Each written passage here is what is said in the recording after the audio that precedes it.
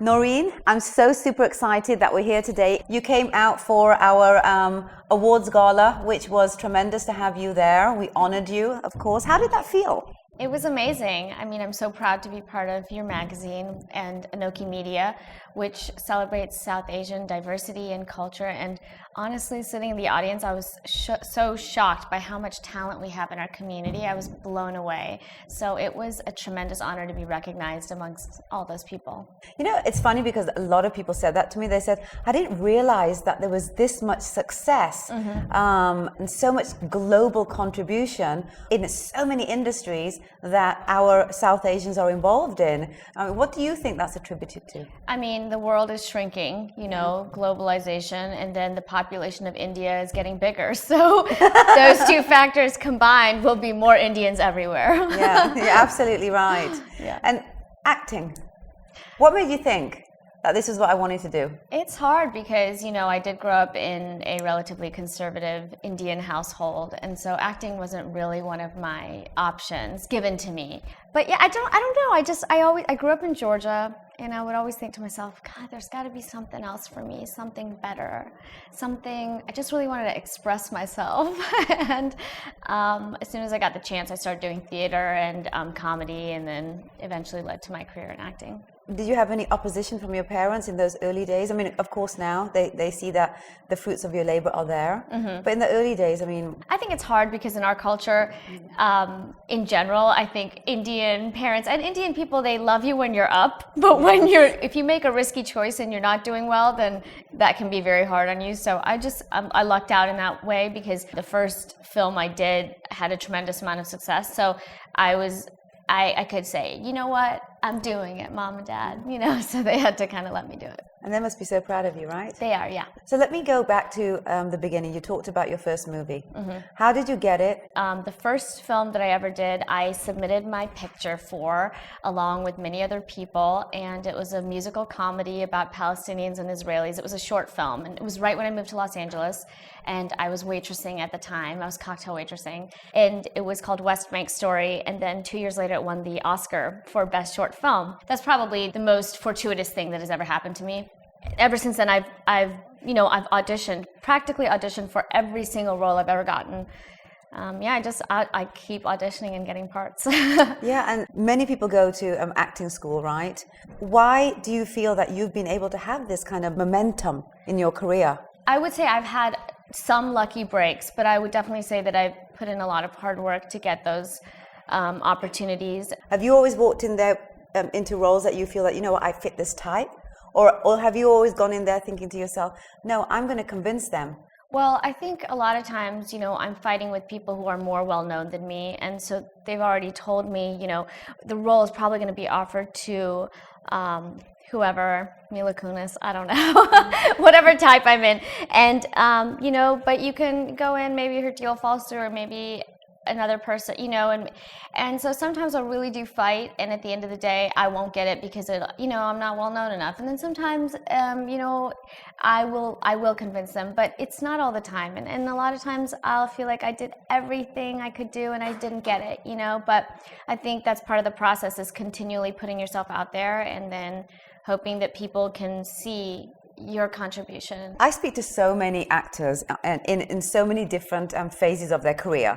Most of them have always talked about how it's just been such a long journey, and you know, they were almost ready to just give it up and everything. Your story doesn't seem to be the same as that. Tell me what your beginning was like before the momentum started to kick in for you. You know, I think it's in the stretches when I haven't booked work that's really hard. And you know, in LA, actors go through things like pilot season, and so you work so hard, you get a show, and you pray that show goes to series. So for almost 9 years, I've done pilots year after year after year, you know, sometimes as the star of the pilot, and sometimes as a supporting role, and they just never seem to go. And that's when this year I finally really lucked out. I was in a show, and the show got picked up to series. So, you know, I'm hoping that this is my breakout moment when I can work more easily and get some offers going. I don't think that you have to even worry about that. I mean, you're in every single episode of Anger Management. Yes, yeah. Talk about this incredible role that you play, which people love you for, by the way. Thank you. They have a love-hate relationship. Yes. So, yes, absolutely. Let's talk about that. Well, my character, Lacey, she's one of Charlie Sheen. Charlie is also his name in the show. She's one of Charlie's patients. He's an anger management therapist. And she's a very angry and unhinged girl. She's kind of a one-off of Kim Kardashian. She's a LA celebutante, so her problems are frivolous in the context of the show, but to her they're very serious. And I think that's where some of the comedy comes from. So it's a fun character to play.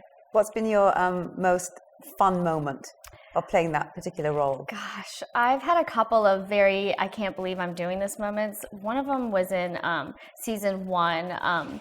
I had to kiss Charlie Sheen. So that was one of my, just kind of, I was by myself alone, just thinking, is this my life?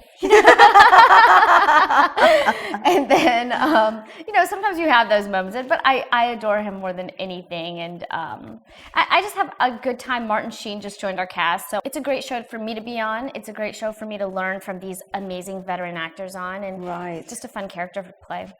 And how do you feel that your life has changed, if at all, now that people are really recognizing you in this show? It is so exciting for me. It's amazing when people recognize my work, and it feels tremendous, honestly. Sometimes it can be a little scary. When I was picked up in a cab to come to Toronto, actually to go to LAX to fly to Toronto, and the Russian cab driver was like, "You are Indian actress, मैं आपको प्यार करता हूँ." And I was like, wow, this is scary. I don't know if I can just get in a cab anymore, because they know who there's something frightening about losing your anonymity, but at the same time, it's so rewarding when people say your lines back to you. Wow. And with this character, she has crazy lines. So people will come out of nowhere and say them to me or tweet them to me, and it's such a good time. I'm so appreciative and so grateful, and honestly, I mean that from the bottom of my heart, that I can actually go to work, and even if it's a 12-hour day, I'm literally grateful every second that I'm there. And it's awesome to be on a show that's on TV all the time. It's amazing. What is the work schedule like for something like that? For a sitcom, usually they shoot 1 a week. So we shoot 1 on Monday and Tuesday, and then 1 on Thursday and Friday. And on Wednesday, we do table reads, and we do leftovers from the episodes. And how long does that go on for? Does it depend on how many episodes you're shooting per season? Well, we were lucky enough to get a 90-episode pickup. And wow, it's kind of unprecedented, but that's the power, I think, of Charlie Sheen and how much people really love him. So we were picked up for 90, so we're on episode 27 right now, and I think I'm booked till next year. So wow, yeah. Does this mean that you're not able to do anything else? That you can't do any movie roles and things like that in between shooting this? I mean, how does that work? Well, are you on like lockdown? Is my point. Well, probably not other TV shows as much, but I was able to do 2 films in between my first and second season, and I did a supporting role in a Paul Rudd, Amy Poehler film that's called They Came Together. I did a lead role in an independent film called 10 Habits of Highly Effective People, and that's coming out next year too. That sounds exciting. Yeah, it's fun. Are you able to tell me a little bit about that one? Well, the log line is American Psycho meets The Office.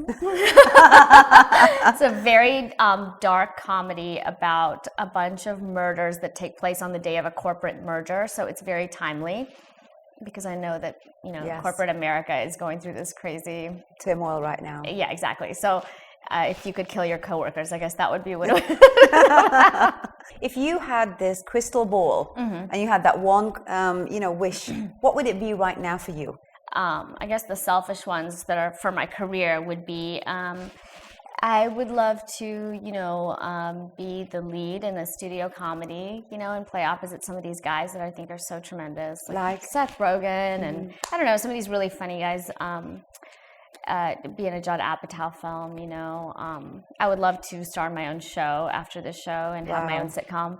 But, I had a couple of pilots that I starred in, but they didn't go to series. So I don't know what's going to happen. I'm happy to be where I am today. I never thought that honestly, this is an amazing moment for me. So Yeah. So you're married. yes, yeah.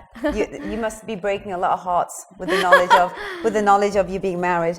Tell me what made you decide to get married at this moment, because I know that you just newly got married. And why this guy? Well, I think, and this is like a lesson in persistence to all guys. Really? I think if they pursue enough, you will eventually just fold and go, okay. No, but my husband is a tremendous guy, and I told myself that I would commit to somebody. You know, obviously you have to be so in love, and I am very in love, but I think he contributes something to my life that makes me feel secure. He has a lot of stability in his job that comes from him working in a high pressure situation. He's an NHL goalie. Yeah. So he gives me kind of a calming stability, which I think I need sometimes, you know. Yeah. What inspires you the most? I think I'm inspired by people who take a lot of risks for the sake of others. And ordinary people who are not celebrities, who are doing amazing things. I'm inspired by my dad, who is a doctor and, you know, works on little babies every single day. I mean, just the dedication to people's lives, I think, is amazing. Anything you want to share with people out there that perhaps would surprise them about Noureen DeWulf? Oh, gosh. I don't know. Can you cook? I can cook Indian food. Yeah? Well, I use my mom's curry powder and I put it on everything. It tastes pretty good.